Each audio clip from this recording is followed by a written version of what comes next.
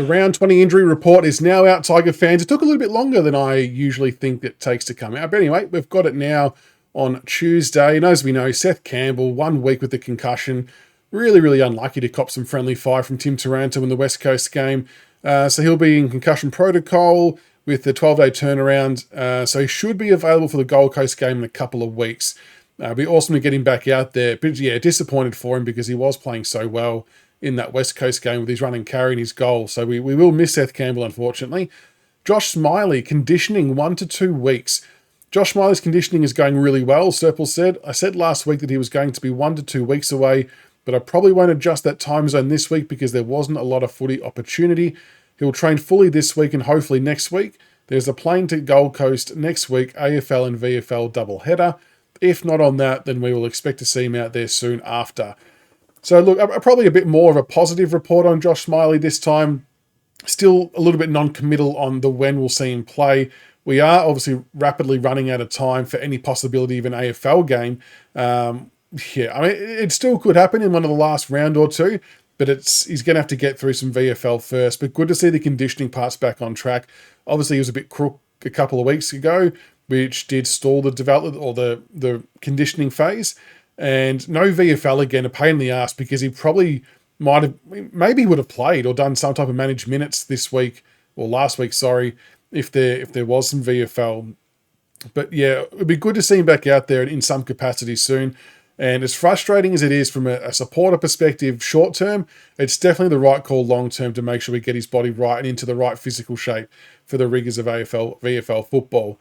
Kane McAuliffe quad is a test. So there was a scratch match, I should say, as well over the weekend for the VFL team.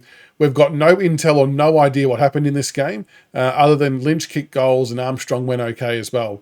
But Kane McAuliffe did feature in the scratch match Serpil mentioned on the website. He pulled up quite well for that, and we'll see if we can get through training this week and hopefully make him available for this weekend. So I believe we play Werribee this weekend from memory for the VFL. And McAuliffe would be a very good addition back to the VFL squad, and I'm most certainly excited to see him come back to AFL level at some point this season if he gets through all okay. McKelty Lafau, still 2 to 4 weeks with the calf injury. McKelty's going okay. He probably didn't train as well as he would have liked last week, and they don't want to change the timeline just yet. So they're obviously going on a bit more of the conservative side with McKelty, which is fair enough. You want to get him right. You don't want to mess with calves or soft tissue injuries. So they're taking some precautions there. Liam Fawcett, 3 to 5 weeks. Fawcett's out of the moon boot now and walking around. Hopefully we see him start some running today and hopefully see him back at the back end of the year. And this is where it's interesting, right? Because the VFL are a couple of weeks behind where the AFL's at, but the VFL team is very much in the mix to play finals or the wildcard round at the least. So a lot of these guys who might typically be ruled out from AFL football, but there's still some life left in VFL, and they could be some very handy additions back into the VFL side at the point end of the season.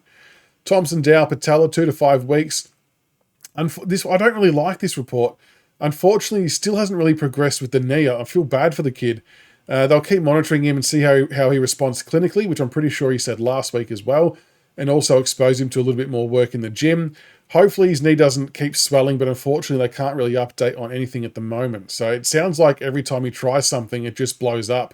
Which is super annoying for him, especially when he's out of contract too. I mean, it's just not a great situation all around, but hopefully that starts to clear up and maybe he can get some VFL games in at the end as well. It feels like that one's probably a stretch, to be honest. But yeah, we'll have to keep monitoring that one. But hopefully we get some more positive news in the coming weeks. Campbell Gray, knee, 5 to 7 weeks. Campbell come out of his brace today, so we will expect him to be training a little bit later this week, Serpil said. Hopefully it will be a bit of straight line running this week or early next week and a bit of change of direction soon after. Just don't do that same test, whatever it was, until well down the track. We still don't know what actually happened during that test. It just obviously went not well and has re-injured it in 5 to 7 weeks. Again, I doubt very much we'd see him at AFL level, almost not likely at all, but there's still the prospect of maybe some VFL football, hence why it's not listed as season, I guess. I can understand why you would maybe consider just wrapping him up for next year as well, but we'll wait and see how he's looking in that 6 to 7 week mark, I guess. Samson Ryan, foot, TBC. Samson's finally getting through a fair bit of work as he progresses to running without any adverse effects the following day. We'll look to increase his load over the next little while. So still no real return date for Samson.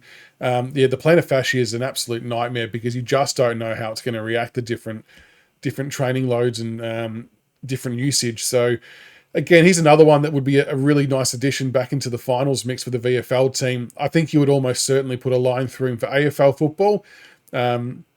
Would still like to see Hayes Brown get a crack at AFL level, mind you, if Samson is back in time and can play VFL to sort of fill the void.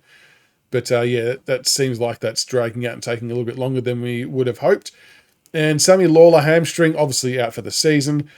Sam is a committed athlete and he went through surgery last week, Serple said.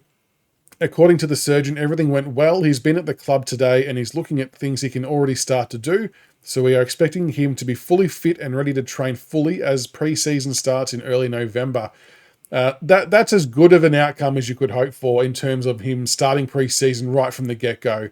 So he can lay low. Obviously, he's going to do his rehab and increase training loads and things like that as time gets on. And then he can hit the ground running come November. So it really should be obviously well and truly recovered by then, given that's, 3 months away, 4 months away, whatever it might be. So good that it all went well. And no doubt we will see some more guitar solos from Sam Lawler on the socials until such time. Is there anything he can't do, by the way? Amazing that he can just, play the guitar, sing, play footy at a good level. He can do it all. But that is the injury update for round 20. Let us know what you think in the comments below.